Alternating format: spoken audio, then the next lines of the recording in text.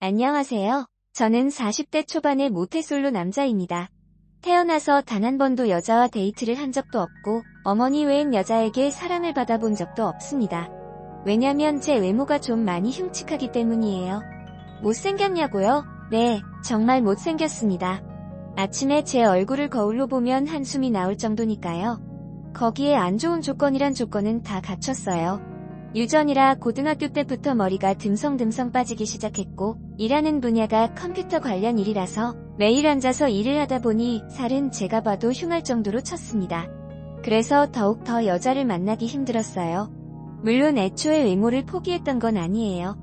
사춘기 때 이성에 호기심이 많았을 때엔 저도 머리를 모자로 좀 가려도 보고 없는 머리카락 무스로 어떻게 좀 덮어도 좀 보고 최신 유행하는 옷도 입어봤죠.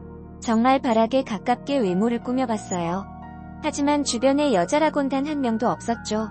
그나마 동네에서 친절하게 대해주던 누나가 있었는데 나중에 그 누나가 제 험담을 하더군요. 제가 오면 그냥 좀 냄새나는 것 같아.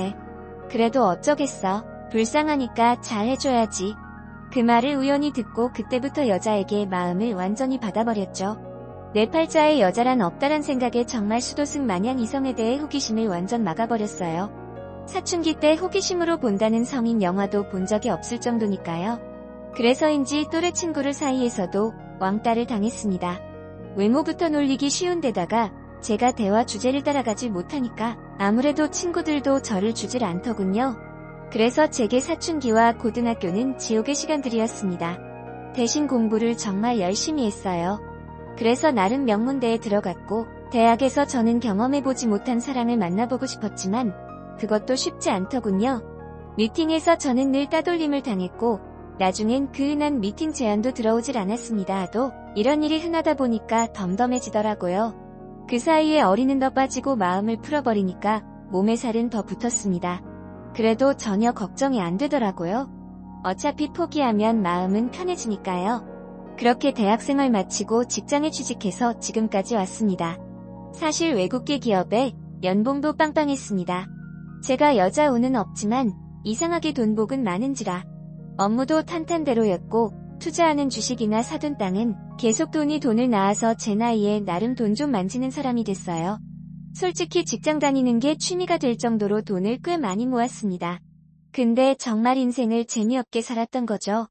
사랑 때문에 울어본 적도 없었고 여자 때문에 가슴 아파본 적도 없었으니 일상이 심심했어요. 남들처럼 노래방 가서 헤어진 여자 생각하며 질질 눈물 짠 적도 없어요.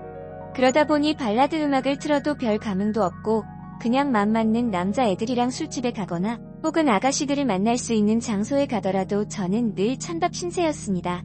정말 내가 내 돈 내고 노는 곳에서도 눈치를 볼 정도로 외모에 대해선 늘 주눅든 사행이었어요. 물론 집에선 항상 성형수술해라, 운동해서 몸을 가꿔라 잔소리를 했습니다. 하지만 한번 마음이 다치니까 굳이 제 외모를 가꾸고 싶지도 않고 혼자 사는 게 점점 편해지더라고요.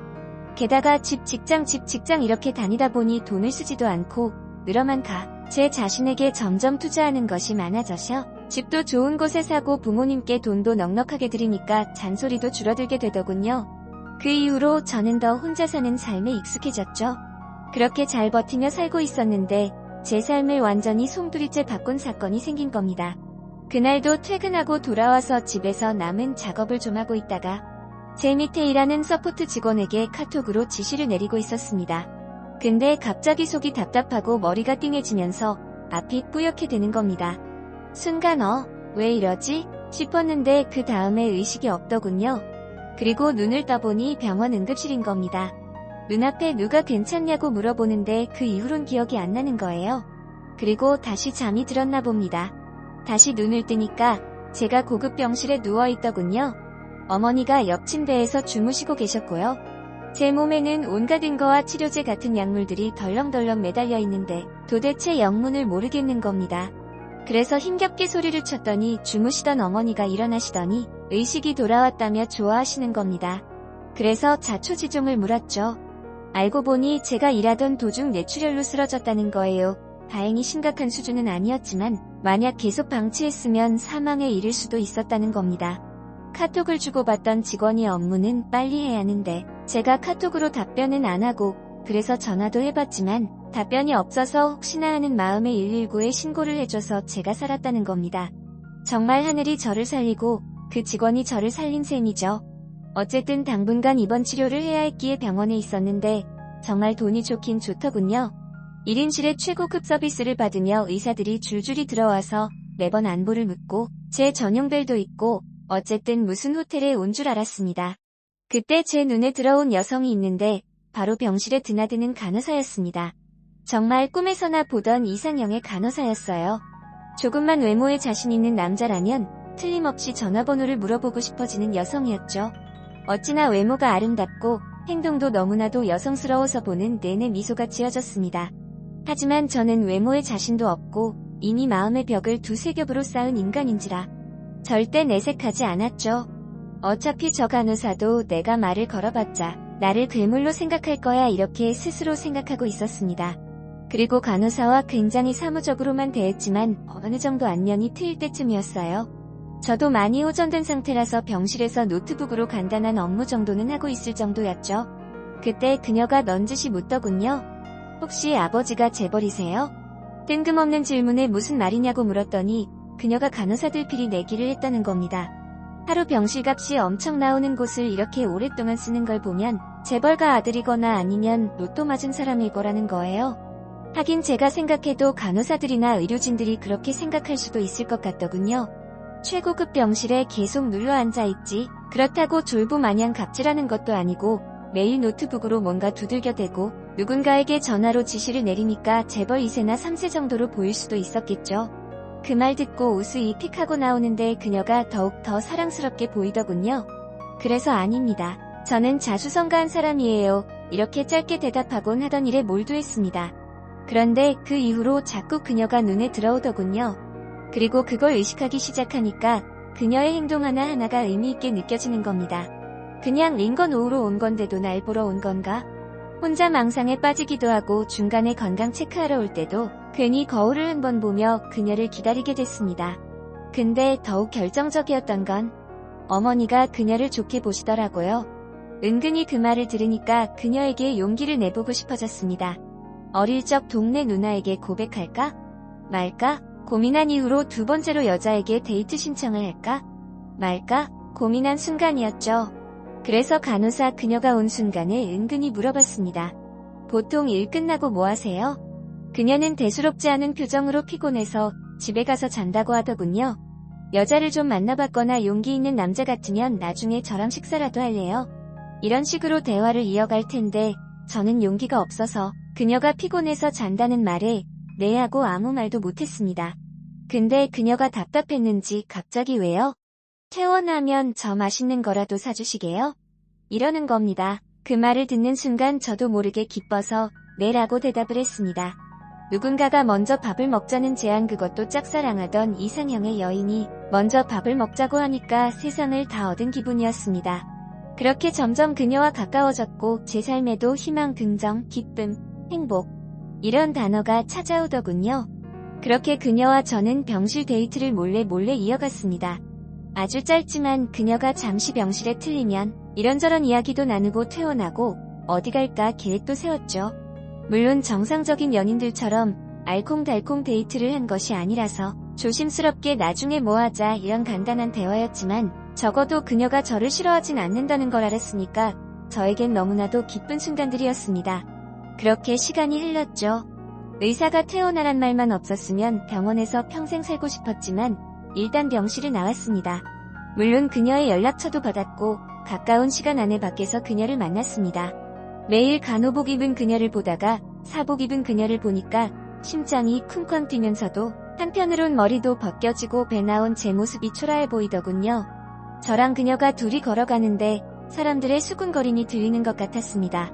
그녀도 그런 수군거림을 들었는지 저에게 어디 조용한 데 가서 이야기를 나누자고 하더군요. 그렇게 조용한 카페에 들어갔고 처음으로 정말 진지하게 이야기를 나눌 수 있었습니다.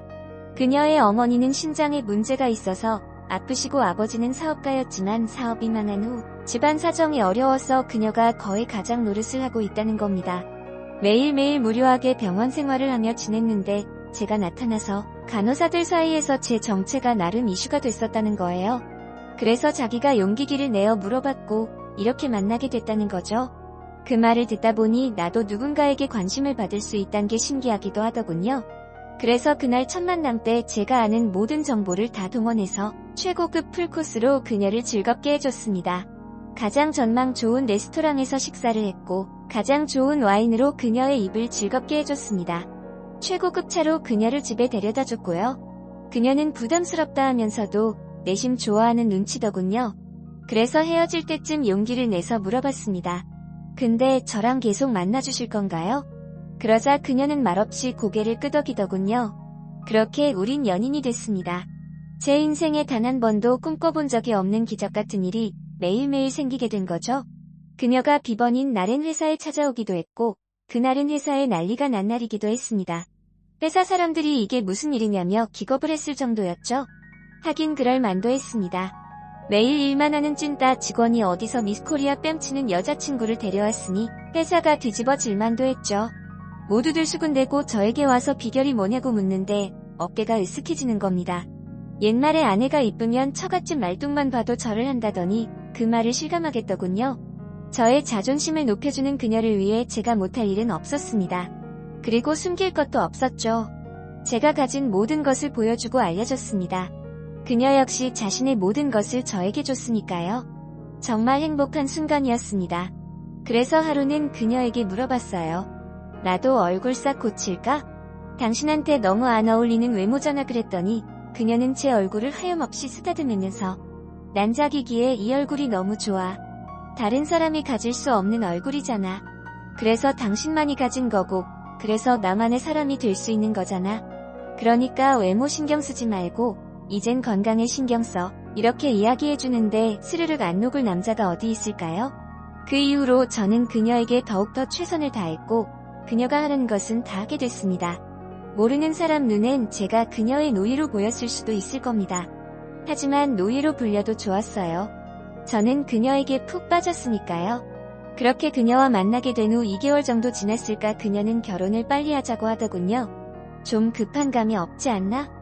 저는 좀 망설였습니다. 그랬더니 그녀는 자기가 왠지 마음이 변할 것 같아 이러면서 강하게 결혼을 밀어붙이는 겁니다. 저야 좋았죠. 이런 미인이 결혼을 미리 붙이니까요. 그래도 절차라는 게 필요하니까 양가 부모님을 만나야 한다고 했더니 그녀가 좀 많이 불편한 표정으로 말하더군요. 이야기했잖아. 엄마가 몸이 좀 불편하셔서 아빠만 만나면 안 될까? 하긴 생각해보니 괜히 불편하신 예비 장모님까지 나오실 필요는 없겠더라고요. 그래서 상견례는 예비 장인과 여자친구 그리고 저희는 부모님과 저 그리고 고모 이렇게 넷이 나가게 됐습니다. 아주 평범한 상견례였습니다. 그냥 서로 인사 주고받고 각자 가문이 어땠네. 약간의 싸움 좀 하고 그게 다였습니다. 마지막엔 결혼식 날짜까지 잡고 상견례는 마무리가 됐죠. 근데 헤어질 때쯤 예비 장인이 이상한 말을 남기더라고요. 근데 자네 재산은 더 모을 생각인가? 지금 생각해보면 정말 어이없는 질문이죠. 돈 싫어하는 사람 어딨습니까?